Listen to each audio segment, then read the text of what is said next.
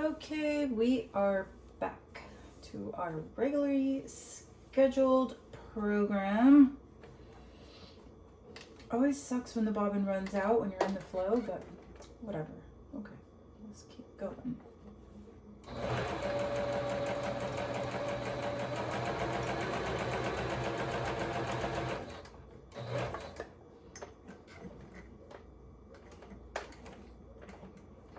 And we're going to give this more of a square.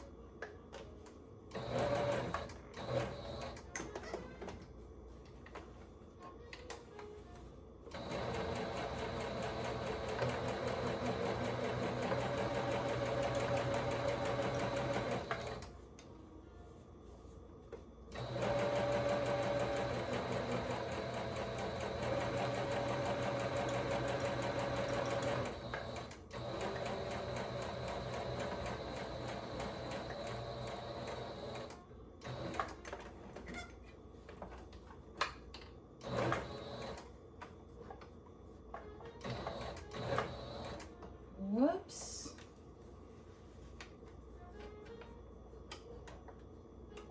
All right, it's okay to say whoops when you're sewing. It's not okay to say whoops when you're cutting somebody's hair.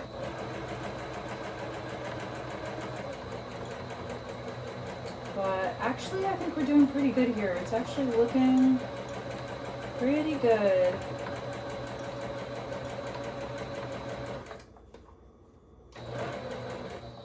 Okay. I forgot what I was saying. Where was I? Were we in the chapter where we just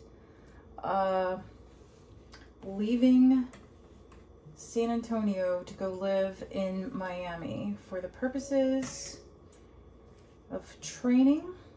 I decided to become a hottie yachty in Miami. And since Fort Lauderdale is the yachting capital of the world, and Miami is very close by, I did not think that I would be able to hack Fort Lauderdale. I do tend to get bored very easily. I move around a lot. I lived in Manhattan for 14 years, so I feel like I need a lot of stimulation in life to keep me entertained just on a regular basis. I don't know what that says about me. Who knows, who cares, but apparently this is the path that my soul chose, and now I just have to work with it. So I moved to Miami, never had any desire to really visit or go, especially not to move there. It was never anything interesting to me at all, except for maybe Art Basel. I thought, oh gosh, yeah, it would be cool just because I love art, to go to Miami for that. But I never just really had any interest in Miami as a city or as a place to date or make my name or whatever. But there I go, and I did tick off all the boxes in terms of the yachting. Got all the experience, my certifications, got my STCW certification, got my hours on a couple 200-ton yachts, got my captain's license. So that's why we were there. And for Moby, Moby was basically raised in Miami, so I guess we could say he's a Miami boy.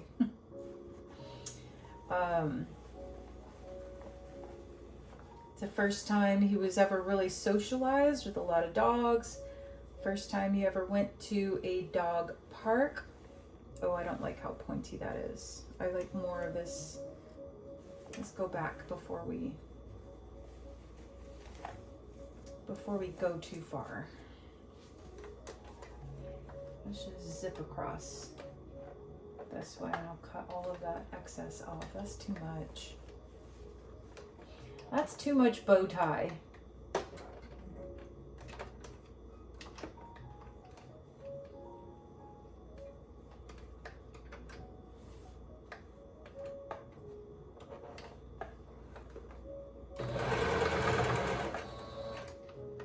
So we live downtown Miami.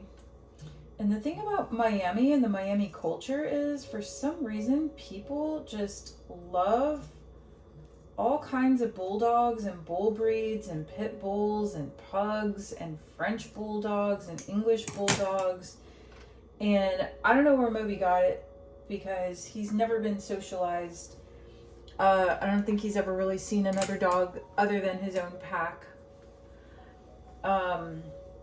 But he just inherently, instinctively just hates, and I don't like that word, but he just really hates bulldog breeds.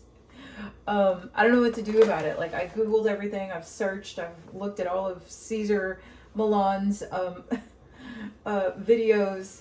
It's just a personality thing, and there's just not a whole lot that you can do about it.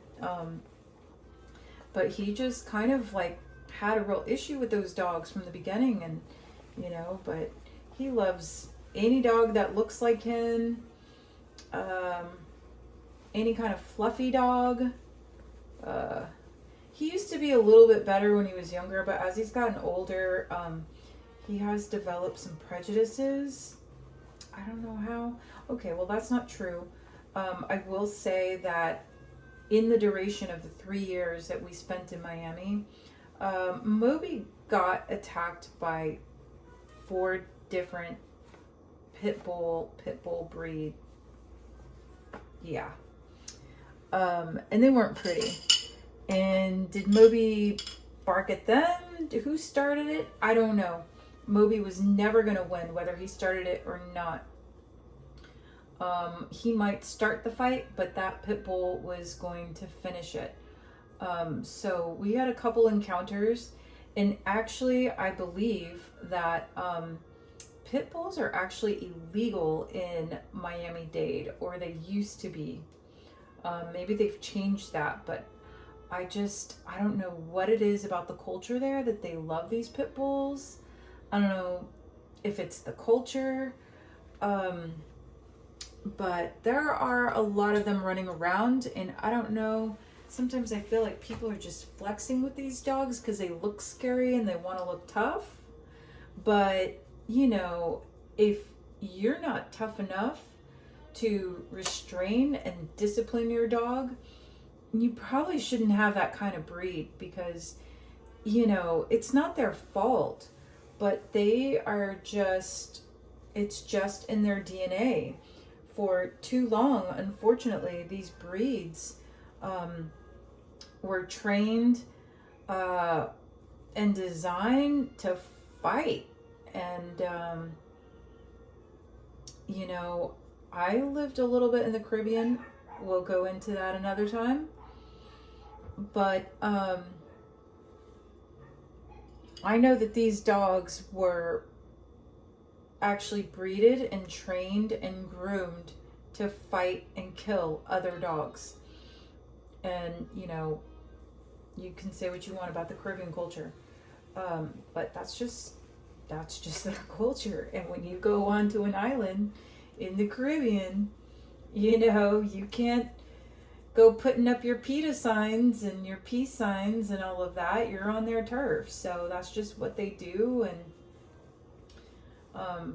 but anyway, I